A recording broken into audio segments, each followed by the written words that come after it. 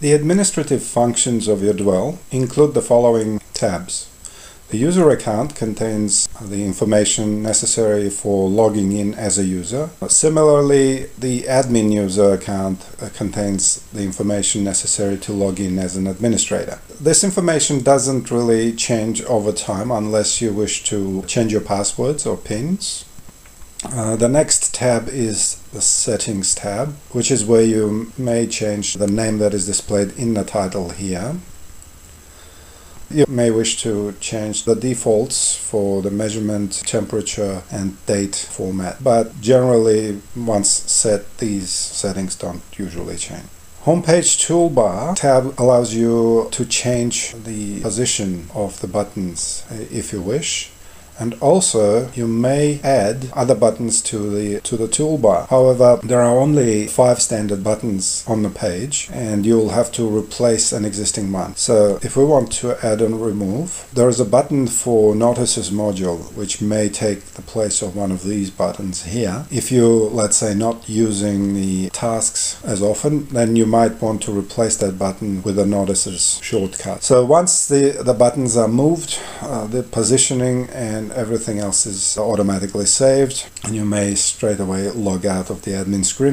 Now the next one is the Binder Mailbox. You probably know that Binder is capable of reading and clipping emails. In order to do that, it needs access to a mailbox, and you may set up a mailbox with one of the major email providers, or you may choose to do your own. If you know how to set up and maintain your own email mailbox, then you might want to specify the parameters for the mailbox URL, the username and password, and then by clicking Check Connection, there you go, connection is successful. Then you may save the settings and Binder will be accessing your mailbox on regular basis due to this next tab here, which is Damon.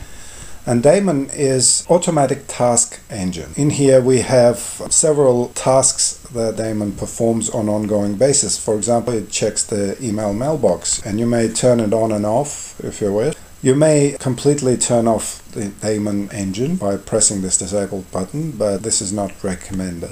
From time to time, you will see a notification on your home page that says that the Damon process has been killed, which means that you'll have to come here, expand this tab and click Enable. This happens very rarely, however it does happen, and in those cases you'll need to come here and re-enable the Damon process. The next tab is the activity log, which is not really used as yet by Dwel. At the moment we're only logging login attempts and also when the user chooses one of the apps. However, in the future we'll be recording a lot more of the user activities.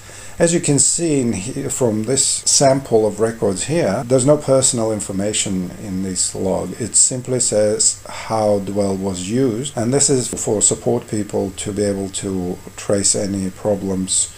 If you wish, you may download all of the records. By default, it shows only the 10 latest ones. The next tab is the install upgrade. Whenever we have a new version of a component or even the Dwel core itself, remember that Dwel is an operating system. We do update it from time to time.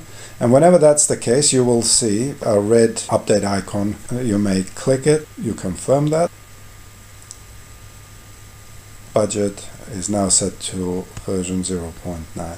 The next tab is the backup tab. It says the last time this particular Dwel was backed up 2 weeks ago. So we may just simply press the backup now button, confirm it. It might take a little while because Dwel is quite large. But at the moment it creates a copy of every file of Dwel and zips it into a single file, which is shown in here. And you may download the zip file. Now in Dwel, the system files and uploaded files are separated. This interface allows us to back up our uploaded files in batches, in small portions. So that was the backup tab, and the last one is the dashboard, which doesn't contain much information at the moment. However, there is one piece of important information here, and that's the server date and time.